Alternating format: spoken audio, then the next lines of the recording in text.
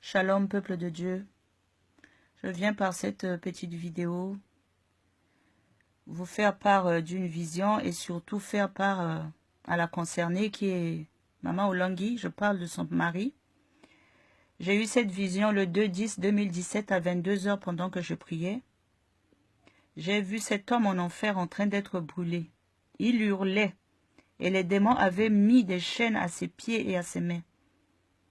À un moment, il a été coupé en deux et de suite, il s'est reconstitué et ça a recommencé. Et après, il le faisait descendre dans ce lac de feu. Quand j'ai vu ça, je n'ai rien dit, j'ai continué à faire la prière. Et quand j'ai fini de prier, j'ai pris un moment de calme devant le Seigneur, de silence, comme j'ai l'habitude de faire. Et le Seigneur me donne le passage de Luc 12, verset 33, qui dit « Vendez ce que vous possédez et donnez-le en aumône. Faites-vous des bourses qui ne s'usent point, un trésor inépuisable dans les cieux où le voleur n'approche point et où la terre ne détruit pas. Car là où est votre trésor, là aussi sera votre cœur. Que vos reins soient sains et vos lampes allumées. » Oh! Quand j'ai lu ça, je dis, mais Seigneur, pourquoi ce passage? J'avais oublié même la vision. Et le Seigneur me dit, mais ce passage, c'est par rapport à la vision que je t'ai donnée. Ma sœur, je suis désolée de te dire ça, mais ton mari est en enfer. Et tu sais bien que ton mari est en enfer. Mais le Seigneur te dit de vendre tous tes biens, de le donner en aumône. Dieu te fait une grâce là de te sauver. Ton mari, ça y est, c'est fini. Il est arrêté en enfer, on ne peut plus rien pour lui. Mais toi, le Seigneur te demande, donne ce passage, te dit, vends tout et donne-le en aumône. Là où il y a un trésor inépuisable dans les cieux. Ma sœur, je vois ce que vous faites, vous vraiment, vous n'êtes pas dans la volonté de Dieu. Tous ces habits que vous mettez, tous ces trucs avec ton mari, tous ces trucs d'apparat, tout le mal que vous avez fait de détruire les mariages, de faire des mariages qui n'étaient pas de Dieu, arrêtez cela. Arrête cela, ma soeur. Dieu te fait la grâce de te repentir. Et après, le Seigneur a encore donné Jean 3, au verset 16 à 18. Je vais le lire de la part du Seigneur. Jean 3, 16 à 18, qui dit,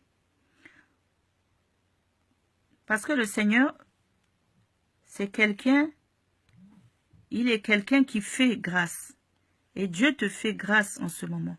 Il dit, car Dieu a tant aimé le monde qu'il a donné son Fils unique, afin que quiconque croit en lui ne périsse point, mais qu'il ait la vie éternelle.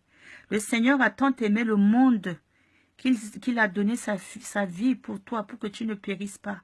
Ton mari a péri, mais toi, Dieu ne veut pas que tu périsses. Il veut que tu aies la vie éternelle. Dieu, en effet, n'a pas envoyé son Fils dans le monde pour qu'il juge le monde, mais pour que le monde soit sauvé par lui. Dieu veut te sauver, ma sœur. Ton mari est en enfer. Quand je vois des commentaires que les gens disent, oui, repose en paix, il ne repose pas en paix, son âme est en enfer. Hein? Son âme est en enfer, je l'ai vu. Je ne le connais pas, je ne suis pas de ton pays, mais je l'ai vu. Je l'ai vu. Et le Seigneur veut que tu te répandes. Parce qu'il dit au verset 18, celui qui croit en lui n'est point jugé, mais celui qui ne croit pas est déjà jugé. Parce qu'il n'a pas cru au nom du Fils unique de Dieu. Crois en Dieu. Crois en Dieu. Vraiment crois en Dieu. Regarde dans la direction de Dieu. Fais une vraie repentance, ma sœur. Je te le dis en tout amour de la part du Seigneur. Parce que si je ne dis pas, j'aurai des problèmes avec le Seigneur, ton sang, le Seigneur va me redemander ton sang. Donc, je me dois de te le dire. De te dire de te repentir. Vends tout ce que tu as, vide tes comptes, vends toutes les grosses voitures que tu as. Construis des orphelinats, ramasse les orphelins qui traînent dans la rue, mets-les dans ces orphelinats. Donne-leur un toit, donne-leur un avenir, donne-leur à manger. Prends des instituteurs qui puissent leur donner, faire des cours d'école pour qu'ils puissent apprendre et devenir des gens intelligents, devenir des cadres de ton pays plus tard. Tu as les moyens, tu as la notoriété de faire cela, ma soeur, fais-le. Parce que ton mari est en enfer. toi, Dieu te fait la grâce, te dit, vends tout ce que tu as. Luc 12, verset 33, vends tout ce que tu as. C'est un trésor inépuisable que tu trouveras au ciel. Vends tous tes biens, vends toutes les voitures que tu as, vends toutes les maisons que tu as. Construis des orphelinats. Occupe-toi des veuves, des orphelins, ma soeur. Réponds-toi, dépouille-toi. Je te le dis en tout amour. Je ne te connais pas, je ne connais même pas ton pays. Mais je te dis cela de la part du Seigneur. Parce que cela n'est pas trop tard. Répare tous les torts que tu as faits. Répare toutes les mauvaises choses que tu as faites avec ton mari. Répare, parce que cet homme faisait tout ce que tu lui disais de faire. C'est toi qui tenais l'autorité, alors que tu n'as pas droit à avoir autorité sur ton mari. Tu n'as pas droit à avoir autorité sur ton mari. Cet homme a vécu dans ton ombre, a fait ce que tu voulais qu'il fasse. Je ne te connais pas, mais Dieu m'a montré ta vie. Tu avais l'autorité sur ton mari. Réponds-toi. Sois une bonne veuve. Sois une veuve de Jésus. Sois une vraie veuve. Occupe-toi des orphelins. Pour l'amour de Dieu. Dépouille-toi de tout ton argent, de tous tes comptes, de tout ce que tu as. Parce que si Dieu avait voulu guérir ton mari, il allait guérir. Mais je vous dis que la chicotte de Dieu est là. Vous allez tomber un à un si vous ne vous repentez pas. Ce que je vous dis, c'est la vérité de Dieu. J'ai fait une vidéo sur les faux prophètes et vous êtes là-dedans. Cette vidéo-là, je crois que peut-être ça fait 4 ou 5 mois de cela. Voilà. Sans compter ceux-là dont on ne parle pas. Mais le Seigneur t'aime.